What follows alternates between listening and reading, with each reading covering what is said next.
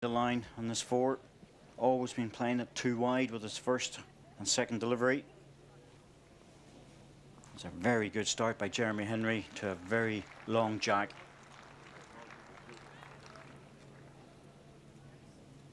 Looks like he's missing with this one. Too pacey. The line was good. You just feel that Bobby's game's just gone off a little bit. He's pegging back with one ball, sometimes out of four.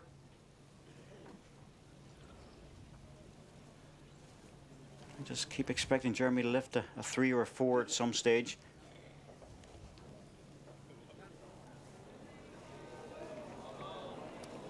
There's a lot of tension out there at the moment.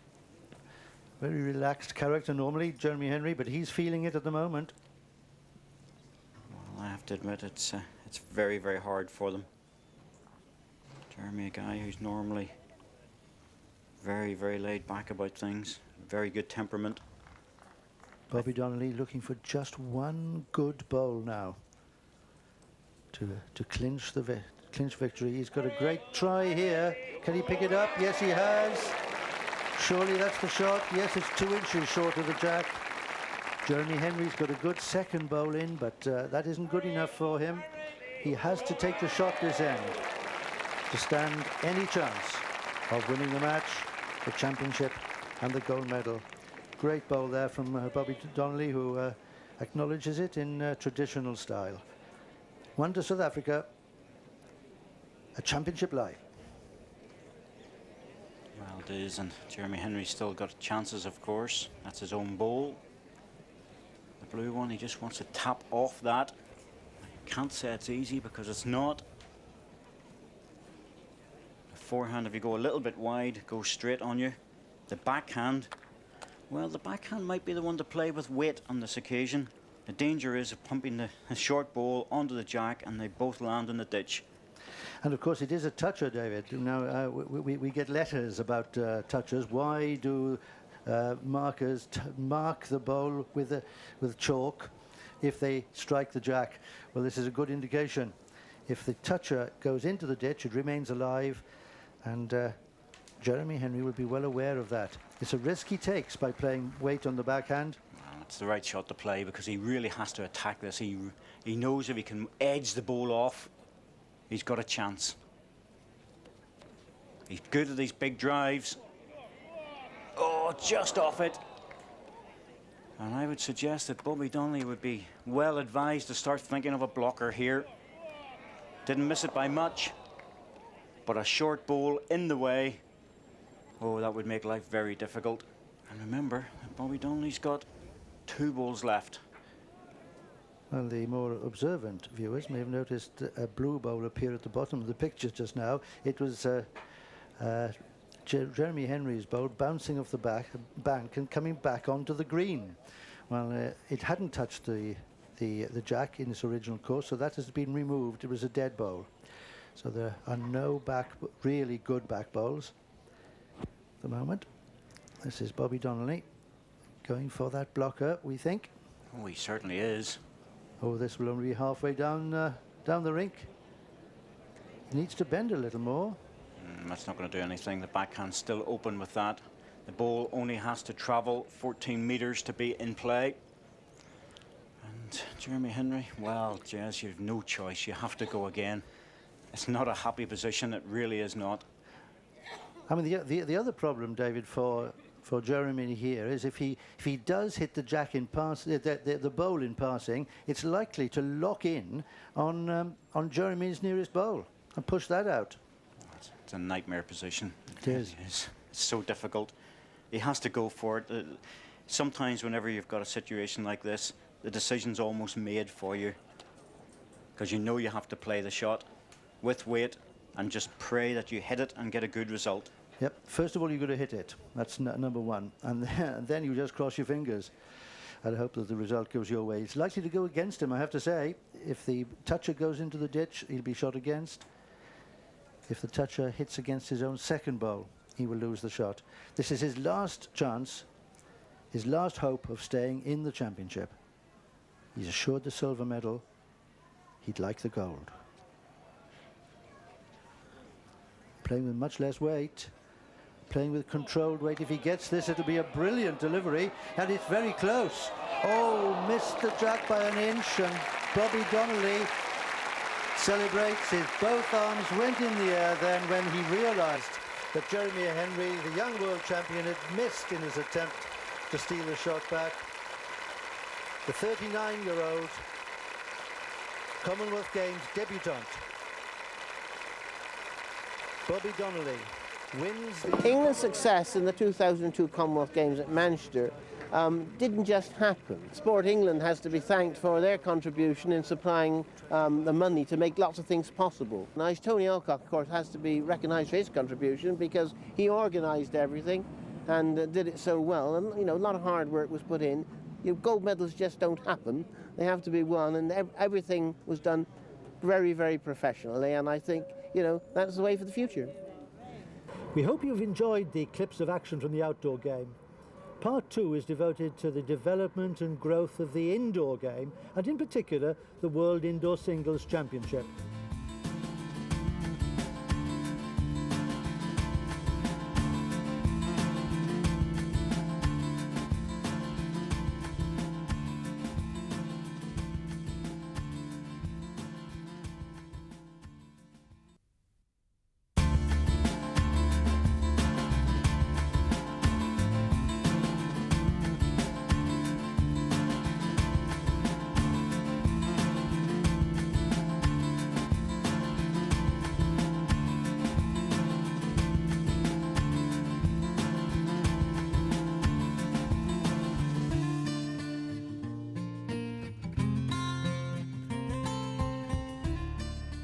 Hello again.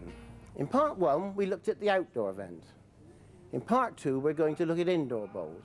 I hope you enjoy what follows, a collection of some of the highlights of the World Indoor Singles Championships over 2 decades.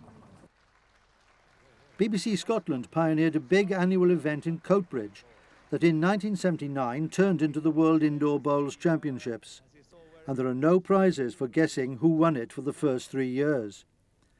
Unfortunately, we don't have any footage for 1979, but we can have a quick look at the 1980 and 1981 finals, when David Bryant played Philip Chock of Hong Kong and John Thomas of Wales, respectively.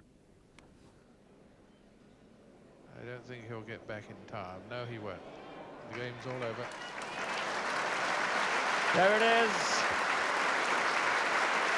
David Bryant. Clevedon, Avon, England is capped by Philip Chock. A great final. David Bryant went ahead 15-3. A younger man from Hong Kong fought back from 15-3 to 15-13. And then it was 21-15 for David Bryant. Short Welsh bowls, taking another wide line. Better weight this time, I think. And if he scores with this bowl, it'll be very difficult to beat, which he's done. Now that's a very, very good position for Bryant, and very difficult for Thomas, who's now in all sorts of trouble. Yes, David Bryant, line game. Will he drive with this bowl? No, he's wisely acted to use weight, but he hasn't got the green for the weight. Taken one of his bowls behind the jack. That's how it looks. David Bryant on either side of the jack. Those are the 2 shots he needs for victory. 19-17 he leads. I would be surprised if Bryant goes anywhere near that jack. He won't want to broaden the head with that position, because there's very little for Thomas to hit if he chooses to use weight.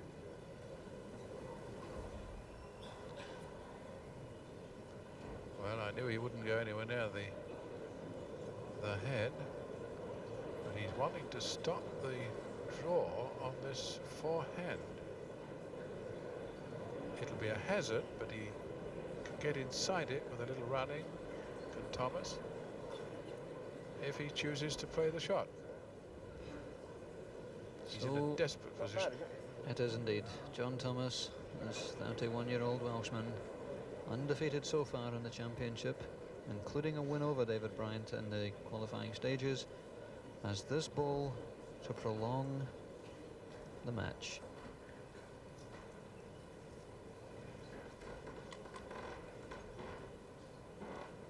Has to save at least one. What must he be feeling?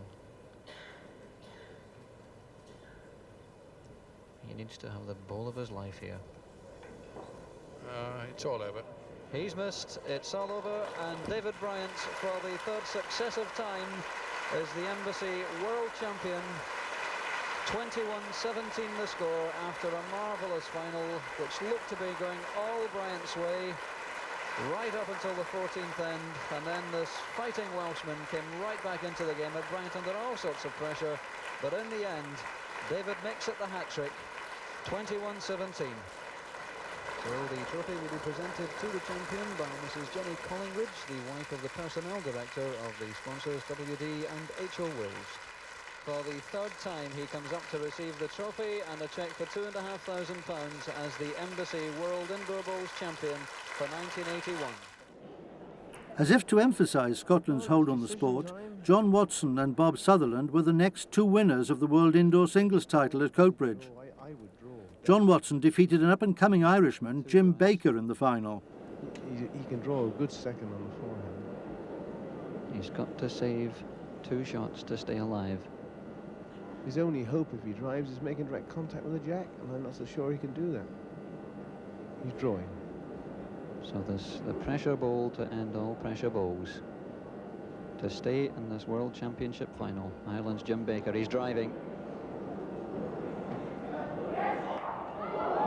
He's got it, but it's not enough, and Scotland's John Watson lifts the trophy as the new world champion. He led from the start. Jim Baker never let him away, but in the end, Watson was just too good on the day, and we have a new world champion, John Watson of Scotland. In 1983, Bob Sutherland, a real character and an ex-Rangers centre-half, beat a young Canadian, Bernie Gill. Quite a useful ball there from Gill. Of Sutherland. Following him down on the backhand. Looking to improve on it. And he certainly does. That's the shot. Right behind the jack. Perfect line. And again we see Sutherland in a match-winning position. That's the one he wants for victory. And if there is a slight danger that Bob Sutherland's concentration should slip, there can be absolutely no chance at all of Bernie Gill having a lapse of concentration. He knows he'll have to really concentrate as hard as he can with every wood. What a great ball.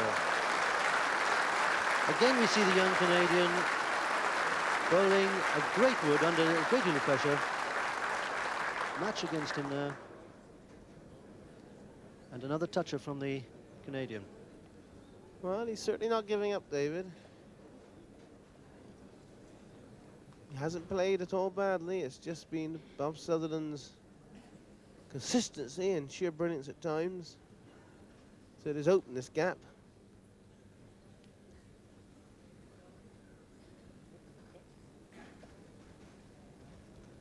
So back goes Bob Sutherland.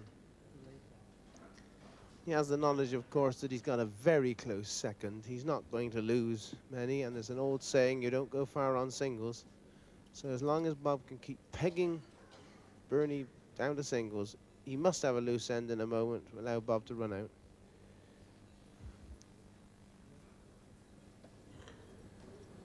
We've got a good line here. He could fall off his own bow for shot.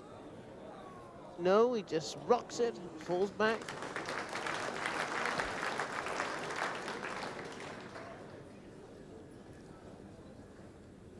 And this final continuing as it began with some very consistent play from both players. It's Gill who holds shot at the moment, but a slight problem for him. He mustn't turn his own bowl over and move the jack, because if so, he gives the game away. But I'm sure he'll be anxious to get another shot in here. Well, of course, he's got to be looking for more than one shot. Takes a long time in singles. Well, he's well played. Well, had he have missed his own bowl, he might have scored, but his own bowl stopped him going in. He tipped it up, it rocked back, and pushed him back down the green. And like, he holds one shot. But it doesn't make it any easier for Sutherland.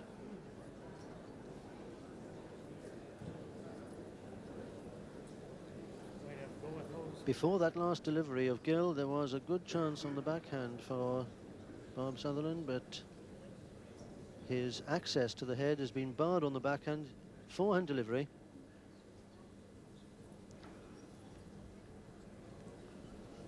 Oh, he looks to be close with this. If he gets back, he's got it. Yes, that's it. And that absolutely superb delivery from Bob Sutherland must be the match winner. He's tucked the jack around the corner. One shot he lies, he might even be two here.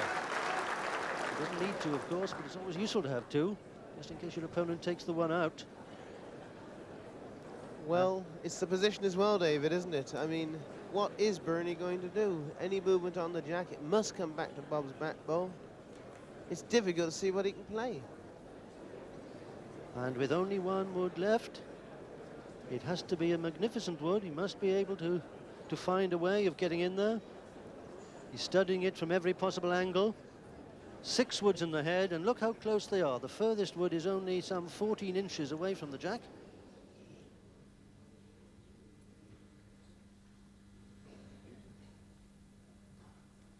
Well, he's driving. He's driving. He's cutting away. It's all over. It's all over. Well, he's missed, and Bob Sutherland's arms go in the air. The crowd give the cheer of a large football crowd. They're very excited about the win of their local man, the Scottish champion. Bob Sutherland's family very excited about it too. And Bob Sutherland, the 1983 World Embassy Indoor Singles Champion. Bad ball indeed, especially at this stage of the game. Bransky must... In 1985, the title went to Wales for the first time when Terry Sullivan defeated Israel's Cecil Bransky in the final. Playing his forehand. Again, rather surprising. He switched to the backhand and was doing rather well. He was bowling good weight on the backhand. He only had to increase his green.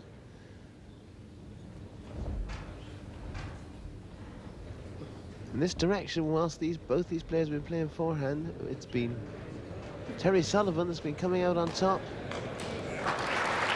And there he's got it. Well, that sets him up for a match-winning end. That's the position that every bowler likes to see his bowl in. Can hardly be beaten now.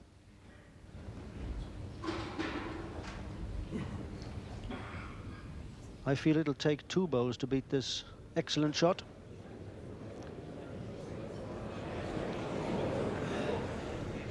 And Bransky must get close to stop Terry Sullivan scoring 3 on this end.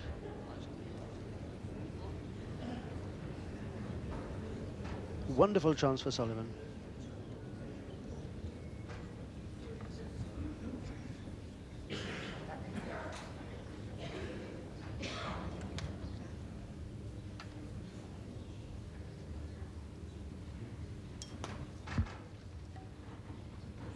Important ball again for Sullivan.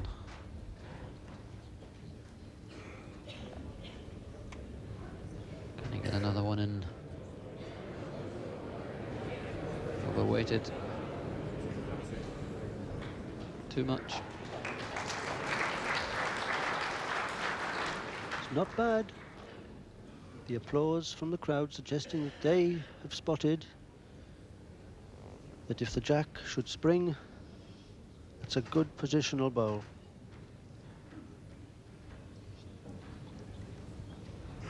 Yes, any touch on the bowl to send the jack back to that wood, but I feel it was a mistake. And as much as he wasn't trying to get it there, he was trying to draw another shot. He realised that it was a great opportunity to score 3 shots and win the game. Looks as if he's holding two, but I'm surely Cecil Bransky will draw something closer than that last bowl. He's gone on his backhand. This is the hand I feel that he's been playing well. And he draws straight onto the bow. The jack is sprung. And I have the feeling that it may be 2 to blue, which if it is, if Terry Sullivan can draw this last one, he will have a match line. 2 it is. 2 shots to Sullivan. In a way, Bransky's improved it for himself. He's given him room to draw with his last bowl, but he's given Sullivan the chance of game, which wasn't there before. Sullivan needs this on top to really turn the screw.